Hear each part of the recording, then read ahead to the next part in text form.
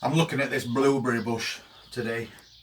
We've had it growing in this container and we've got fruit off it, but if you don't prune them every now and again and get rid of old growth, your harvests are going to get less and less. Plus that plant will become prone to disease as well.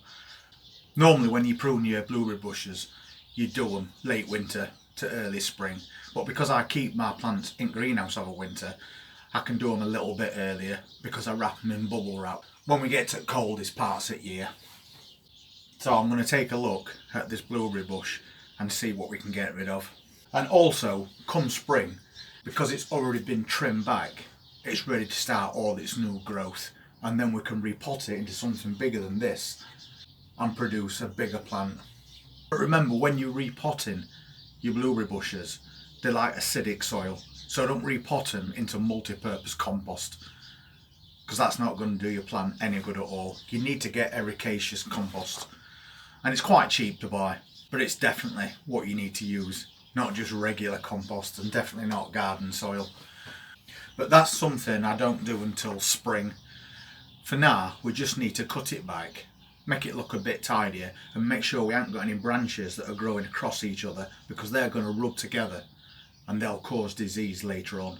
So we just need to make sure we've got really good airflow around this plant, especially around the base of it, and that we save as many branches as we can that's got flower buds on them, and I'll show you what I mean.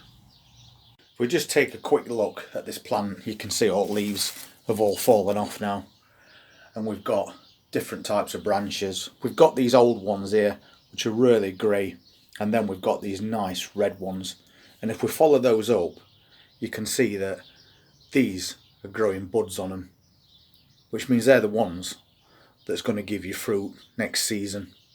So we need to keep the ones that are nice and red or green and get rid of any old grey ones, just to promote fresh growth come spring.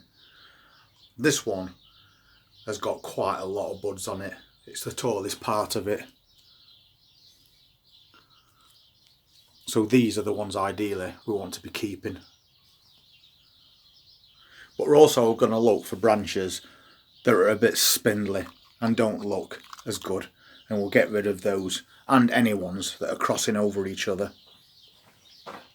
Like this one just here. You can see that this one's growing outward across that plant, and that's going to rub against other branches. So that could potentially cause a problem as it's growing. So we'll pop it on bench and we'll get some of this cut back. And make sure your cutters are clean when you do this as well. So the first thing we looked at was this branch right here, the one that's crossing over another one. We don't want branches growing across, we want them to grow upwards. So the first cut is going to be that one. So I'm going to just cut this one off. I've sterilised these scissors because they're a bit better for cutting in small places. This one looks okay, but again, it's trying to grow across ways and it's not really got much on it. So we're going to get rid of that as well. And I'm going to get rid of this branch because it's a very old one and it's not going to produce anything. So I'm just going to cut that off, get that base there. And the same with this one. It's a very weak looking stem. Sometimes they'll just break off when you move them. And you can see that's really old wood. We've also got a couple of really small branches at the base there. And they're quite weak. So I'm taking those off. Because we need to make sure we've got plenty of aeration around the base of this plant. So all the branches at this level are quite green because they're new branches, but they've got lots and lots of buds on them. That's where his blueberries are going to come from next year. So we aim to save as many of those as we possibly can. We've got an old branch there we've left on, but it was cut at some point. So we don't need that one anymore. So I'm just going to snip that one away as well. And just make sure you cut them at an angle. It's just another piece of old wood.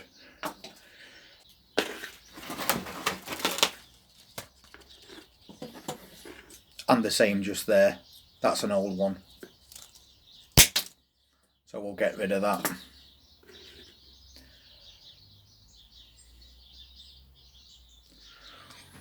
But you need to look at the shape of the plant as well.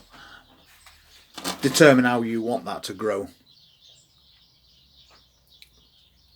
This centre stem, again, is a very old cane. It's not doing anything.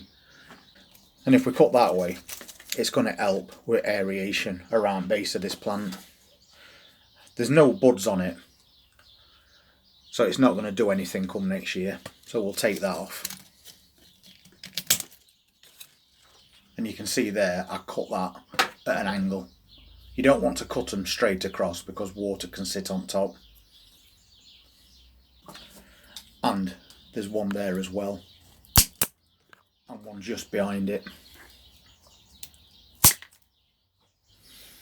So we're freeing up quite a bit of space there. Right at the back there you can see we've got another branch, but it's very weak.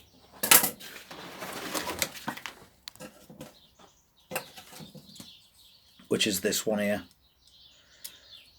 Then behind it, it's got a more established one. So we don't want that competing. So we're going to take that small one away.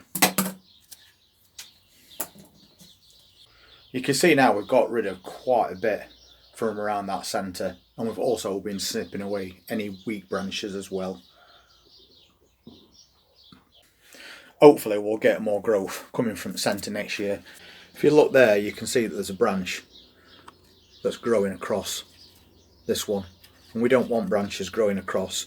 And although it has got buds on it, it's going to cause a problem later on.